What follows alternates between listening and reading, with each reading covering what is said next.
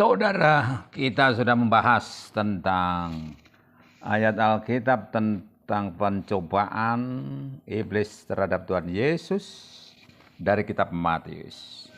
Sekarang kita akan membahas dari kitab Lukas.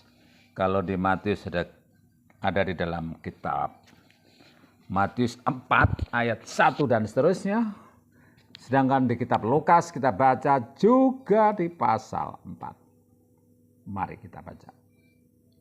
Yesus yang penuh dengan Roh Kudus kembali dari sungai Yordan. Lalu dibawa oleh Roh Kudus ke padang gurun.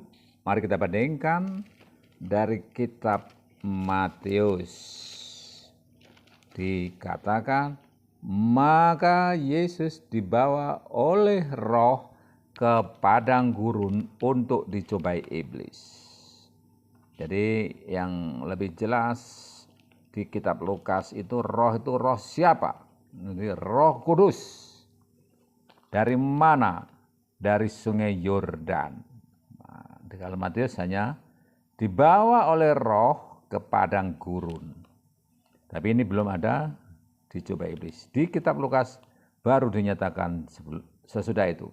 Di situ ia tinggal 40 hari lamanya dan dicobai iblis.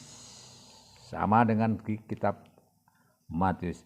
Dan setelah berpuasa 40 hari dan 40 malam, akhirnya laparlah Yesus.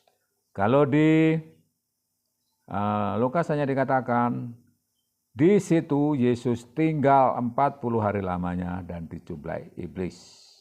Dan sesudah waktu itu, selama di situ ia tidak makan apa-apa, dan sesudah waktu itu ia lapar.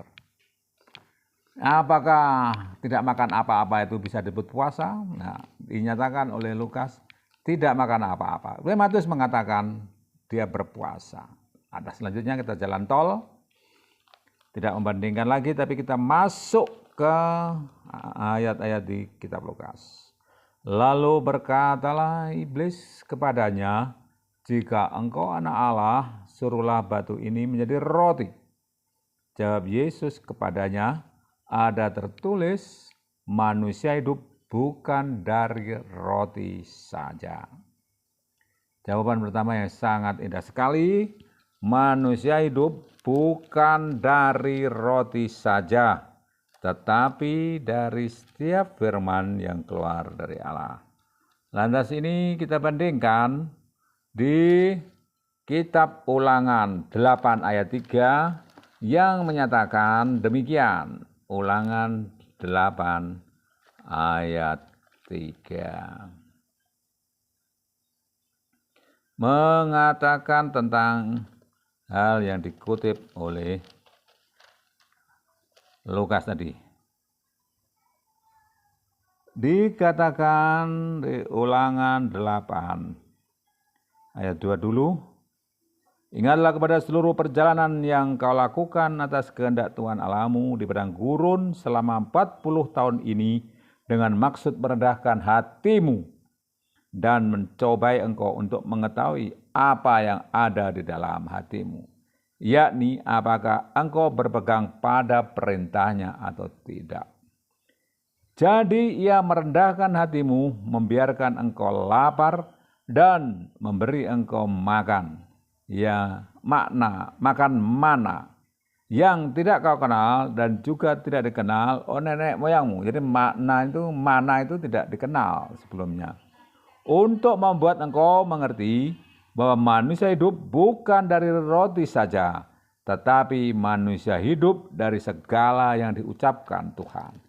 Jadi dengan adanya mana yang sebelumnya tidak dikenal oleh orang Israel, pada saat itu Tuhan berfirman, maka jadilah mana dan turun dari langit. Itulah makanan dari surga, menunjukkan Tuhan memberi kita makan bukan hanya dengan roti, tetapi dari firman yang turun dari surga. Nah, Ada perbandingan selanjutnya. Kemudian ia membawa Yesus ke suatu tempat yang tinggi dan sekejap mata ia memperlihatkan kepadanya semua kerajaan dunia. Kata iblis kepadanya, segala kuasa itu serta kemuliaannya akan kuberikan kepadamu, sebab semuanya itu telah diserahkan kepadaku, dan aku akan memberikan kepada siapa yang ku kehendaki. Jadi jikalau engkau menyembah aku, seluruhnya itu akan menjadi milikmu. Jadi ada urutan yang berbeda dari pencobaan Tuhan Yesus ini. Kalau di Matius terlebih dahulu dibawa ke atap bait suci, lantas Tuhan Yesus disuruh menjatuhkan diri oleh iblis. Tuhan Yesus menghadirnya, jangan mencobai Tuhan Allahmu. Karena sudah kita bahas dalam konten sebelumnya. Jadi ini ada perbedaan urutan. Nah, kita cukupi di sini dulu.